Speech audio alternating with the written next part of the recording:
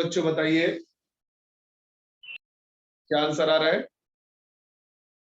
B option Aditya Gupta भी कह रहे हैं। अच्छा, ओके, शरद का भी आंसर बी आ रहा है, धर्मेंद्र का भी बी आ रहा है। एकदम सही, इसका आंसर यही होगा क्योंकि पोटाश एलम का फॉर्मूला होता है K2SO4 dot Al2SO4 thrice dot 24H2। ये एक डबल सॉल्ट होता है बच्चों, इसमें दो सॉल्ट होते हैं। एक सॉल्ट तो पोटेशियम सल्फेट है जिसमें हमको चार्ज मिला 2 यूनिट, और दूसरा जो सॉल्ट है, नहीं H2O का नहीं लगेगा, H2O कोई सॉल्ट थोड़ी ना है। एल्युमिनियम सल्फेट का चार्ज लगेगा 6 यूनिट, और वाटर तो आप जानते हैं कोवेलेंट कंपाउंड है, इसका आप 0 लेंगे तो जो टोटल चार्ज आएगा वो 6 + 2 8 यूनिट आएगा। पोटेशियम सल्फेट से 2, एल्युमिनियम सल्फेट से 6, 6 2 8, तो इसका n फैक्टर हो जाएगा 8, तो इक्विवेलेंट वेट होगा m/8।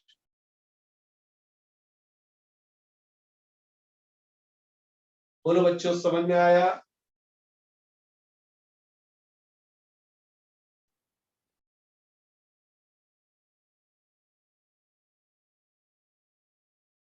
सब लोग बताएं कि पोटाश एलम में जो टोटल पॉजिटिव चार्ज है वो 6 और 2 8 यूनिट है,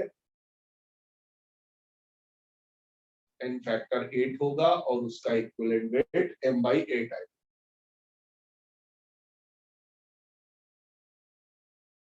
ठीक है, तो ये था बच्चों इक्विवेलेंट वेट के बारे में। अब हम इस इक्विवेलेंट वेट को अप्लाई करेंगे और समझेंगे कि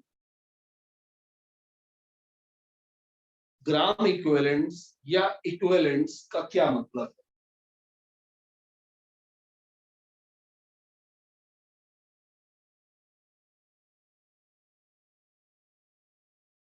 ग्राम इक्विवेलेंट को शॉर्ट में इक्विवेलेंट भी बोला जाता है, ठीक है, तो सब लोग हेडिंग डालिए gram equivalent.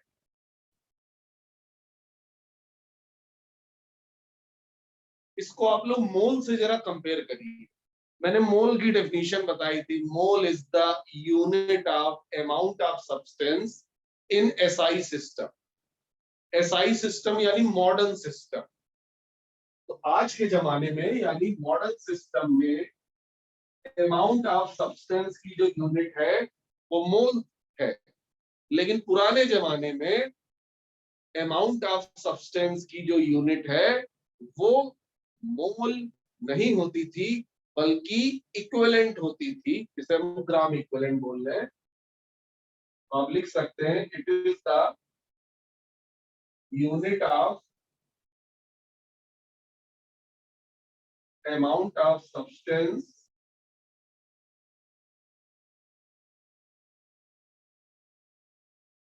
in old system। अब तो खैर एसआई सिस्टम चलता है, लेकिन पुराने जमाने में ओल्ड सिस्टम था उसमें अमाउंट ऑफ सब्सटेंस की जो यूनिट थी वो इक्विवेलेंट थी। इक्विवेलेंट को सरल भाषा में समझने के लिए थोड़ा सा आप एक डे टू डे लाइफ में एक चीज जो ऑब्जर्व करते हैं मैं उसका एग्जांपल देता हूँ। कभी आप लोगों ने सब्जी खरीदी है ठेले वाले से? टमाटर, आलू, प्याज, लहसुन, ये कभी खरीदा है? तो जब आप खरीदने गए होंगे तो आपने शायद कभी ऑब्जर्व किया होगा कि उसके पास एब्सोल्यूट वेट कई बार नहीं होते। 100 ग्राम का तो वेट उसके पास होता है, लेकिन कई बार 50 ग्राम का वेट उसके पास नहीं होता है।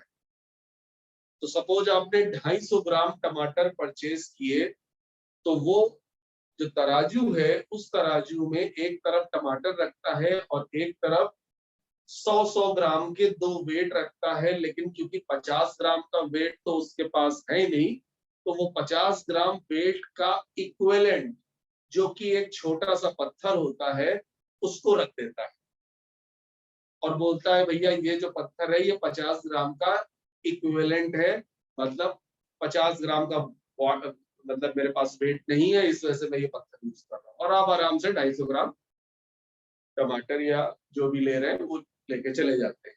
तो इक्विवेलेंट का मतलब होता है जो एब्सोल्यूट का रिप्लेसमेंट। अच्छा, वो जो पत्थर होता है जरूरी नहीं है उसका एग्जैक्ट वेट 50 ग्राम हो सकता है वो 51 ग्राम का हो या हो सकता है वो 49 ग्राम का हो। लेकिन 51 ग्राम या 49 ग्राम होने से ना तो सब्जी वाले के ऊपर कोई असर पड़ता है, कोई नुकसान होता है, ना आपका कोई नुकसान होता है, तो वो चल जाता है। 51 ग्राम 50 ग्राम के लगभग बराबर ही है जब कोई हम सौदा करते हैं। तो बोलो बच्चों, समझ में आया? इक्विवेलेंट का मतलब जो एब्सोल्यूट चीज का, एग्जैक्ट चीज का रिप्लेसमेंट हो। तो ऐसे ही ये बच्चों मोल का रिप्लेसमेंट है। मोल का मतलब वो 50 ग्राम का वेट, यानी एब्सोल्यूट। मोल जो कैलकुलेशन करता है अमाउंट ऑफ सब्सटेंस की, वो एब्सोल्यूट करता है, और इक्विवेलेंट उस मोल का रिप्लेसमेंट है। बोलो बच्चों, क्लियर हुआ? ग्राम इक्विवेलेंट सरल भाषा में मैंने समझा दिया। अब किसी सब्सटेंस के नंबर ऑफ ग्राम इक्विवेलेंट्स कैसे निकालेंगे, उसका सिंपल सा फॉर्मूला है। जैसे बच्चों नंबर ऑफ मोल होता है weight upon molecular weight, number of मोल का फॉर्मूला बताया था वेट अपॉन मॉलिक्यूलर वेट। ऐसे ही नंबर ऑफ इक्विवेलेंट का फॉर्मूला होता है वेट अपॉन इक्विवेलेंट वेट। तो नंबर ऑफ ग्राम इक्विवेलेंट, जिसको हम इक्विवेलेंट्स कहते हैं सरल भाषा में for sake of simplicity, gram equivalent को आप इक्विवेलेंट्स में रिप्लेस कर सकते हैं। ग्राम इक्विवेलेंट क्यों बोला जा रहा है वो भी अभी आपको समझा देते हैं। इसका फॉर्मूला होता है W/E। W ग्राम में होना चाहिए और इक्विवेलेंट वेट भी ग्राम में होना चाहिए। तो क्योंकि इक्विवेलेंट वेट आप ग्राम में रख रहे हैं, इसीलिए इस इक्विवेलेंट को हम ग्राम इक्विवेलेंट कहते हैं।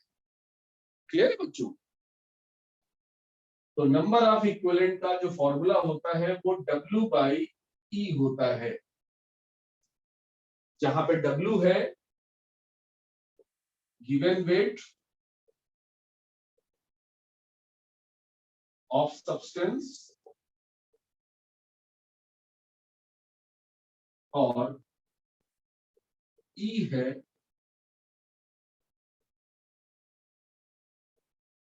Equivalent weight of that substance.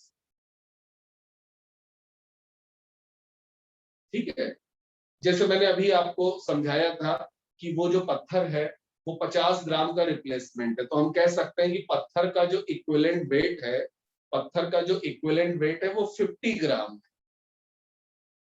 ठीक है, तो अगर हमें 250 ग्राम तोलना है और उसी इक्विवेलेंट से तोलना है, तो बताइए वैसे कितने पत्थर रखने पड़ेंगे? तो एक पत्थर का वेट 50 ग्राम और हमें 250 ग्राम तोलना है, तो ऐसे हमें 5 पत्थर रखने पड़ेंगे। तो वो जो 5 पत्थर आ रहे हैं तराजू पे रखे हुए हैं 250 ग्राम तोलने के लिए, तो उन 5 पत्थरों को कहेंगे number of equivalent weights. Number of equivalent, sorry, number of equivalent बोलेंगे। समझ आया बच्चों ये फॉर्मूला? W है जो टोटल वेट गिवन है सब्सटेंस का, अपॉन E वो इक्विवेलेंट वेट है। अब हम इस फॉर्मूले को एक दूसरे फॉर्मूले में भी बच्चों कन्वर्ट कर सकते हैं। अभी अभी आपने पढ़ा है E equal to M/N factor, तो आप यहाँ पे E equal to M/N factor कर दीजिए, अपनी कॉपी में रखिए यहाँ पे और निकालिए नंबर ऑफ इक्विवेलेंट किसके बराबर आ रहे हैं।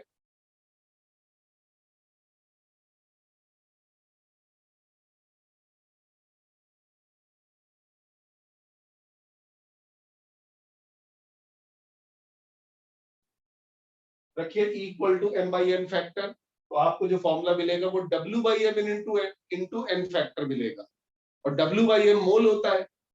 तो आपको एक फॉर्मूला और मिल गया number of moles into n factor. तो ये है बच्चों नंबर ऑफ इक्विवेलेंट्स का सेकंड फॉर्मूला।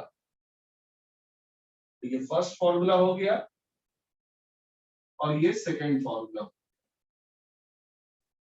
बोलो बच्चों ये फॉर्मूला कैसे डिराइव हुआ, समझ में आया?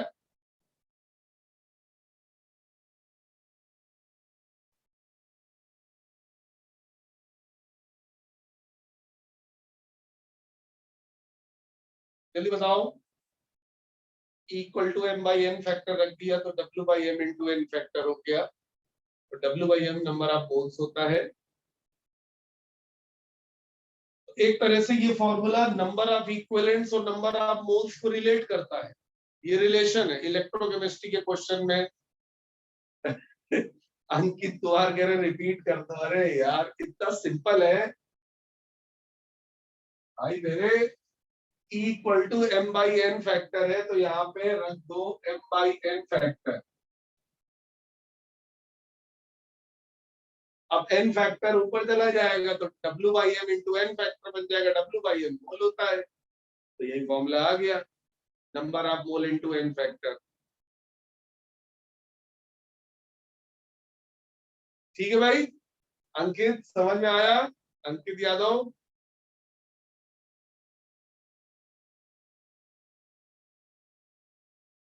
उस फॉर्मूले से ये फॉर्मूला डिराइव हुआ। एक फॉर्मूला और है नंबर ऑफ इक्विवेलेंट का, वो हम नॉर्मेलिटी से निकालेंगे। अभी आपको बताते हैं थोड़ी देर में। नॉर्मेलिटी से भी एक फॉर्मूला निकलता है नंबर ऑफ इक्विवेलेंट का। टोटल 3 फॉर्मूले हैं नंबर ऑफ इक्विवेलेंट्स के।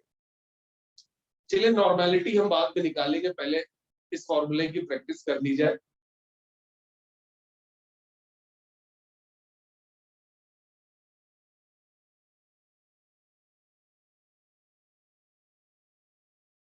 क्वेश्चन है find the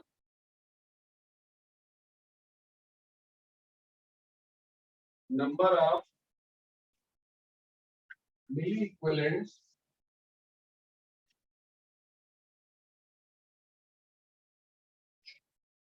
of 0 point number of milliequivalents of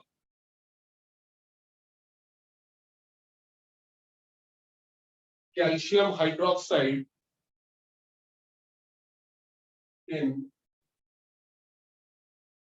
0.74 gram of it. इसे बच्चों हम लोग स्लेग्ड लाइम भी बोलते हैं। तो स्लेग्ड लाइम आपको 0.74 ग्राम दे रखा है, आपको बताना है उसमें कितने मिली इक्विवेलेंट्स होंगे। तो देखिए ये जो मिली इक्विवेलेंट्स है कोई ये नया टर्म नहीं है। जैसे 1 लीटर में 1000 मिलीलीटर होते हैं, 1 ग्राम में 1000 मिलीग्राम होते हैं, वैसे ही एक इक्विवेलेंट में 1000 मिली इक्विवेलेंट होते हैं। तो आप नंबर ऑफ मिली इक्विवेलेंट का फॉर्मूला बना सकते हैं।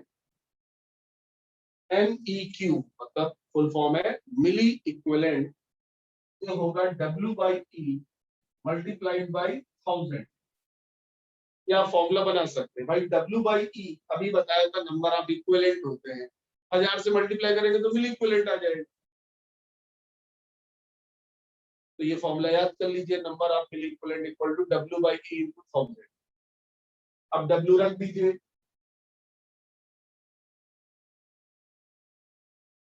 कैल्शियम हाइड्रोक्साइड का इक्विवेलेंट वेट बताया था M by N factor. Molecular weight हो जाएगा, इसका 34 होता है, कैल्शियम का 40 होता है, 74 होता है मॉलिक्यूलर वेट। और N फैक्टर इसकी एसिडिटी होगी, वो मैंने अभी बताई थी 2 होगी into 1000।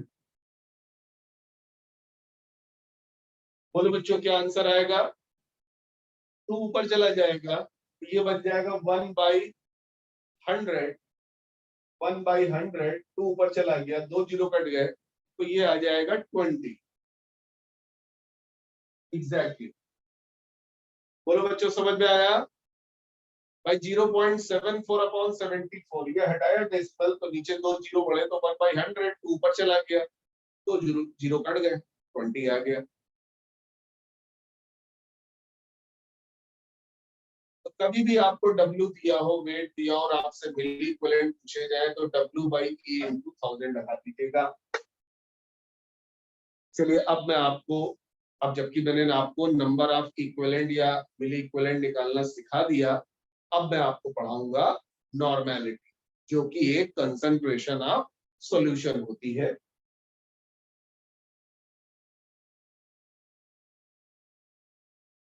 Normality,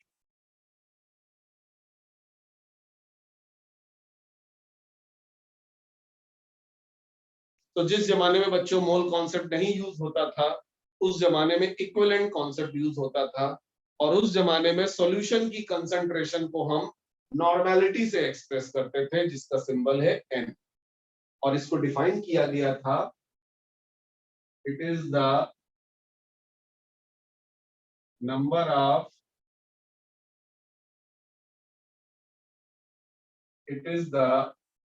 number of gram equivalents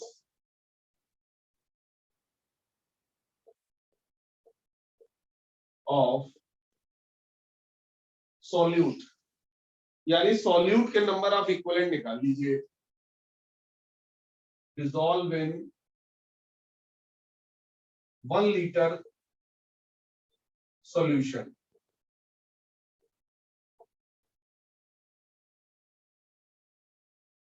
और वॉल्यूम ऑफ सॉल्यूशन से डिवाइड कर दीजिए, तो नॉर्मेलिटी का फॉर्मूला मिल जाएगा।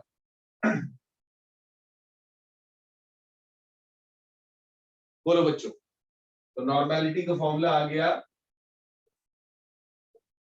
Number of equivalent upon volume. तो इसका मतलब नंबर ऑफ इक्विवेलेंट्स का एक तीसरा फॉर्मूला आपको मिल गया, वो ये है नॉर्मेलिटी इनटू वॉल्यूम। तो बारी बारी से 3 फॉर्मूले याद कर लीजिए। पहला फॉर्मूला था W/E, दूसरा फॉर्मूला था number of mole into N factor, और तीसरा फॉर्मूला आया है नंबर ऑफ इक्विवेलेंट्स निकालने का, वो है नॉर्मेलिटी इनटू वॉल्यूम। बस वॉल्यूम ध्यान रखिए लीटर में होना चाहिए। और देखिए कहीं ना कहीं ये फॉर्मूला नंबर ऑफ मोल वाले फॉर्मूले से मैच कर रहा है। जैसे मैंने आपको नंबर ऑफ मोल निकालने का फॉर्मूला बताया था, मोलैरिटी इनटू वॉल्यूम, तो नंबर ऑफ इक्विवेलेंट का फॉर्मूला आ रहा है नॉर्मेलिटी इनटू वॉल्यूम। बोलो बच्चों, ये समझ में आया?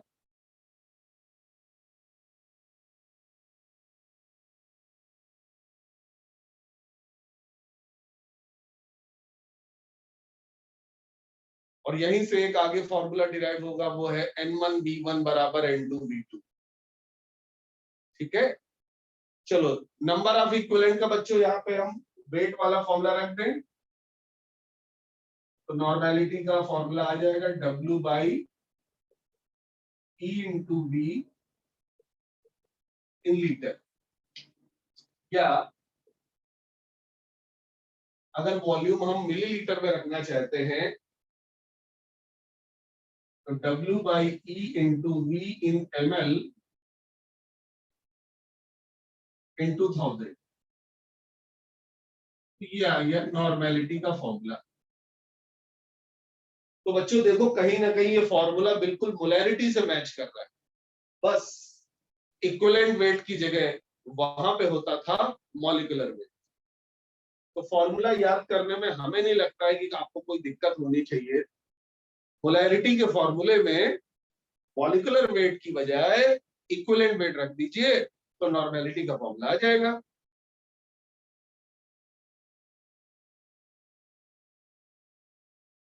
बोलो बच्चों,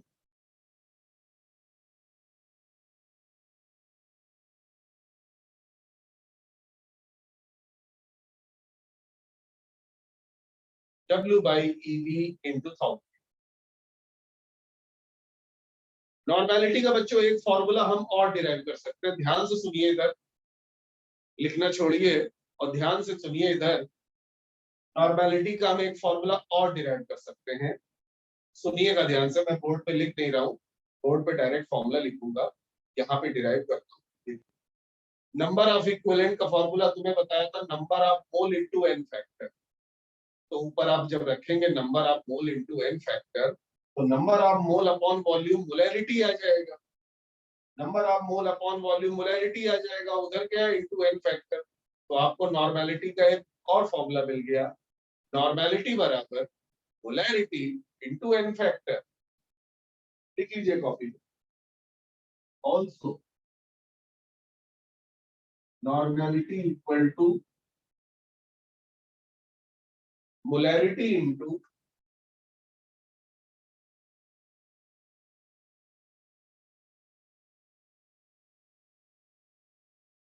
इसीलिए देखिए बच्चों आपको एन फैक्टर निकालना मैंने पहले ही सिखा दिया। एन फैक्टर देखिए कितना इंपॉर्टेंट चीज है। कभी भी मोलैरिटी को नॉर्मेलिटी पे कन्वर्ट करना हो या नॉर्मेलिटी को मोलैरिटी पे कन्वर्ट करना हो तो हम ये फॉर्मूला यूज करते हैं। सर एन फैक्टर सॉल्यूट का होगा ना? हाँ सॉल्यूट का होगा, बिल्कुल सही। हम जो भी निकाल रहे हैं, चाहे वो इक्विवेलेंट वेट हो, चाहे वो वेट हो, चाहे वो एन फैक्टर हो, वो सब सॉल्यूट का है। मैंने ऊपर ही देखो मेंशन कर दिया है यहाँ पे सॉल्यूट।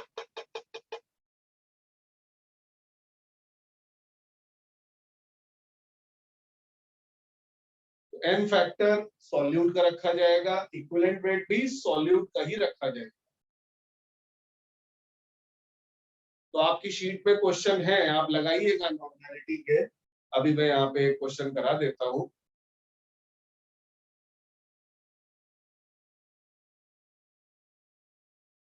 देखिए question, find the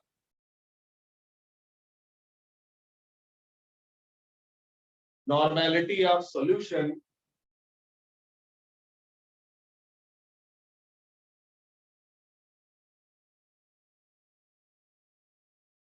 obtained by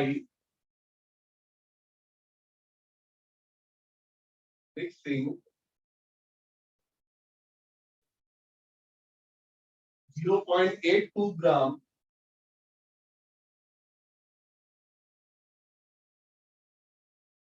phosphorus acid in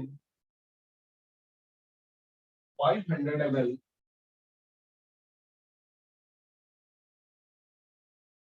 solution। यानी जो सॉल्यूट है वो हमारा फास्फोरस एसिड है और उसका 0.82 ग्राम हमने 500 ml सॉल्यूशन में डिसॉल्व किया है। क्वेश्चन में कहा जा रहा है ऑल्सो फाइंड इट मोलैरिटी, और आपको मोलैरिटी भी निकालना है। पहले नॉर्मेलिटी निकालेंगे, फिर इस फॉर्मूले से मोलैरिटी निकालेंगे। चलिए ट्राई करिए सब लोग।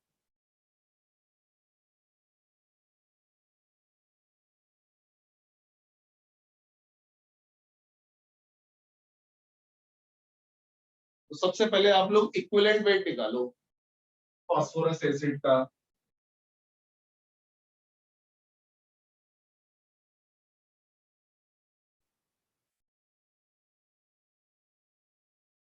बताओ m/2 आएगा। अभी ट्रिक बताई थी, 3 ऑक्सीजन है, एक तो डबल बॉन्ड को बना देगा, बचेंगे 2 ऑक्सीजन यानी 2 OH, तो इसकी बेसिसिटी 2 होगी। मॉलिक्यूलर वेट जरा जोड़ के निकालो, 3 + 31 + 48 डिवाइडेड बाई 2, तो ये आ जाएगा 82/2 यानी 41। बोलो बच्चों, फास्फोरस एसिड का इक्विवेलेंट वेट 41 आया, समझ में आया?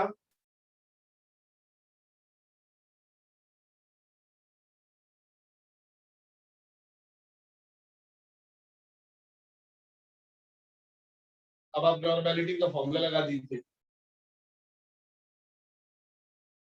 W/E into V in ml into 1000।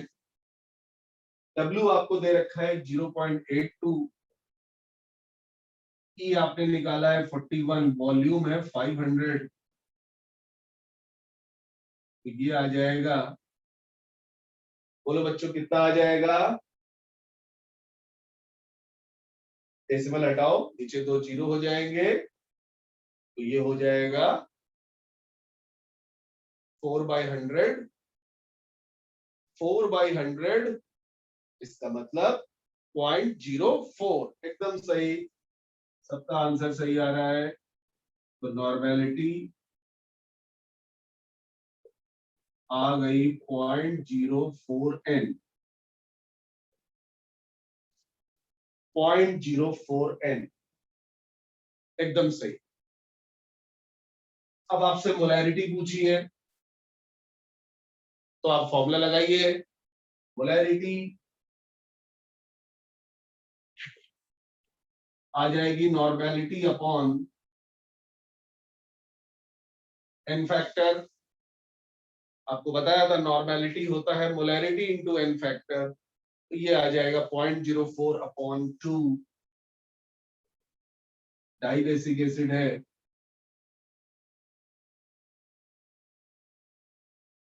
0.02 m इस सॉल्यूशन की मोलैरिटी हुई। तो वो जो मैंने आपको 50 क्वेश्चन की शीट दी होगी, कंसंट्रेशन ऑफ सॉल्यूशन, उसको आप लगाइएगा, सारे क्वेश्चन अब हो जाएंगे। नॉर्मेलिटी भी मैंने पढ़ा दिया है, लेकिन मैंने नॉर्मेलिटी का अभी एप्लीकेशन नहीं बताया है, तो अब मैं आपको बताने जा रहा हूं एप्लीकेशन ऑफ नॉर्मेलिटी।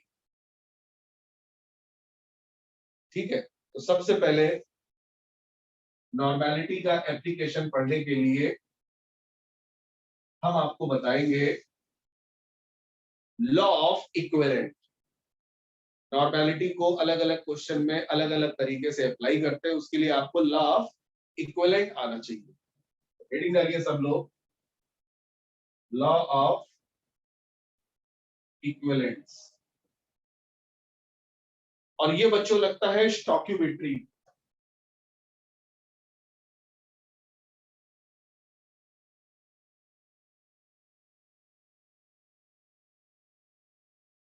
तो जैसे स्टॉक्यूमेट्री के क्वेश्चन मोल कॉन्सेप्ट से सॉल्व होते हैं, ऐसे ही स्टॉक्यूमेट्री के क्वेश्चन लॉ ऑफ इक्विवेलेंट से भी सॉल्व करते हैं।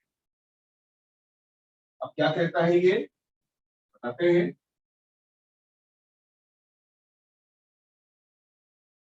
देखिए बच्चों, ये कहता है कि रिएक्शन किसी भी रेशियो में क्यों ना हो,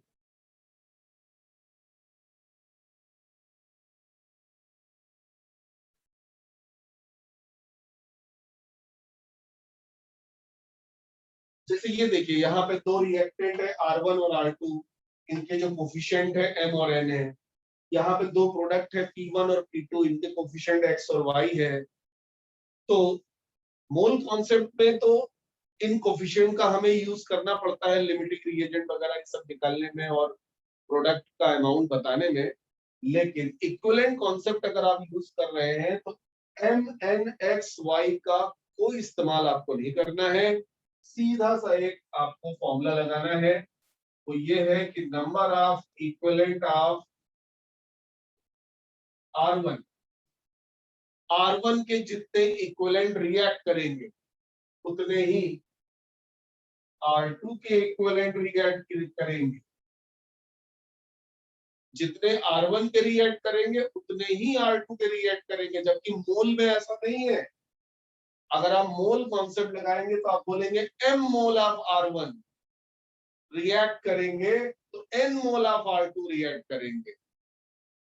लेकिन अगर आप इक्विवेलेंट की बात कर रहे हैं तो आप ये बोलेंगे 1 equivalent of R1 react with 1 equivalent of R2, मतलब 5 equivalent of R1 react with 5 equivalent of R2, मतलब 10 equivalent of R1 react with 10 equivalent of R2।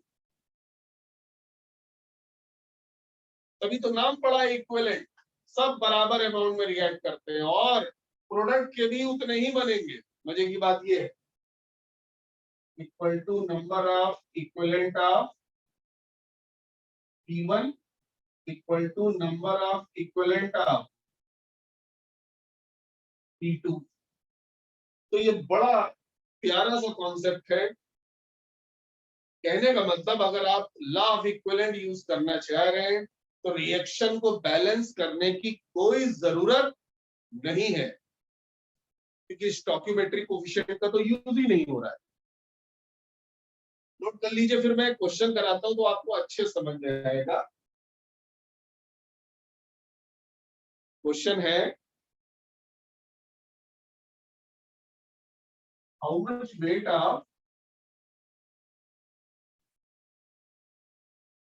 Sodium carbonate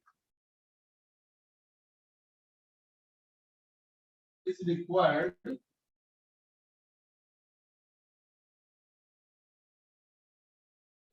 to neutralize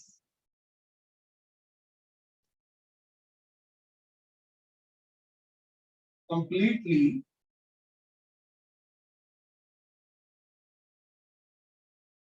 100 ml of 0.3 N sulfuric acid solution। तो ये बच्चों neutralisation reaction है, sodium carbonate base है, sulphuric acid acid है, neutralisation reaction हो रही है। न्यूट्रलाइजेशन रिएक्शन का मतलब एकदम कंप्लीट रिएक्शन होना, 100% रिएक्शन होना।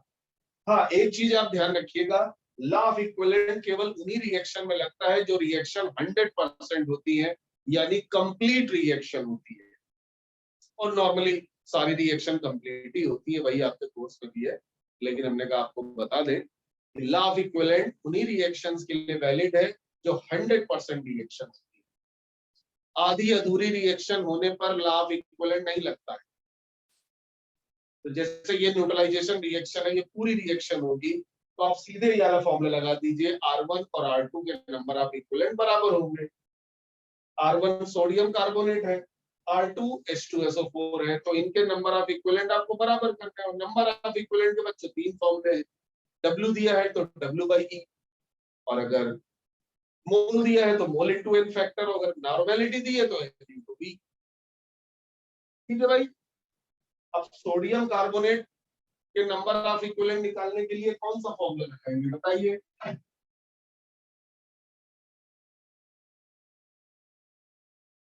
N इंटू V या W/E? भाई W पूछा है तो W/E लगा दो।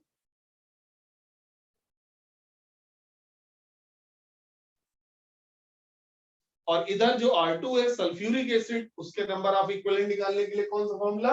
नॉर्मेलिटी इनटू वॉल्यूम, लेकिन वॉल्यूम ध्यान रखिए लीटर में रखना है, तो 0.3 इंटू, तो वैल्यू बाद में पुट करेंगे, चलो W/E है। इक्विवेलेंट वेट बच्चों अभी बताया था सोडियम कार्बोनेट का 53 आया था, M/2,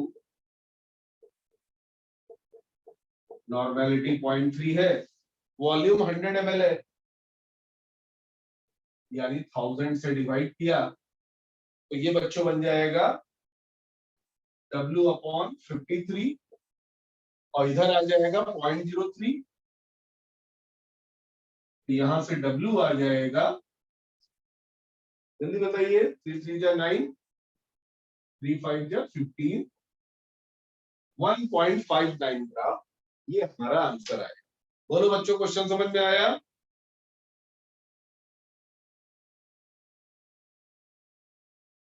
सोडियम कार्बोनेट और H2SO4 के बीच में रिएक्शन हो रही है, दोनों के नंबर ऑफ इक्विवेलेंट बराबर होंगे, दोनों के नंबर ऑफ इक्विवेलेंट बराबर होंगे। सोडियम कार्बोनेट के नंबर ऑफ इक्विवेलेंट के लिए W/E और H2SO4 के लिए N इंटू V, दोनों बराबर कर दिए, आ गया आंसर। वेरी गुड, सबको समझ में आ रहा है। और आप देखिए, क्वेश्चन स्टोइकियोमेट्री का था, लेकिन मैंने रिएक्शन को बैलेंस ही नहीं किया, क्योंकि हम मोल कॉन्सेप्ट लगा ही नहीं रहे, ना मैंने रिएक्शन लिखी ना मैंने उसको बैलेंस किया। तो ये फायदा है इक्विवेलेंट कॉन्सेप्ट से क्वेश्चन करने का, ना आपको रिएक्शन लिखनी पड़ती है ना आपको बैलेंस करना पड़ता है, डायरेक्ट आप नंबर ऑफ इक्विवेलेंट बराबर कर दीजिए। एक और छोटा सा question, how much volume of deci molar sorry deci normal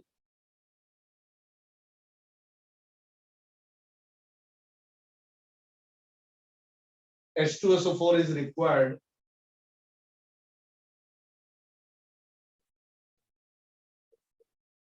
to neutralize 50 ml of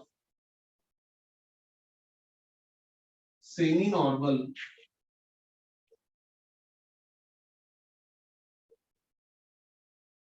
NaOH। ठीक है सब लोग कॉपी में क्वेश्चन।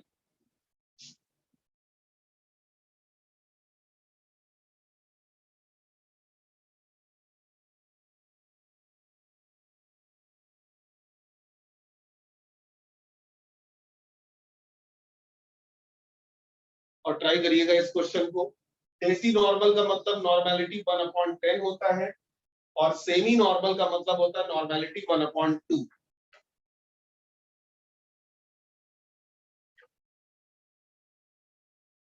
ये सब लोग अपनी कॉपी पे लिख लीजिए।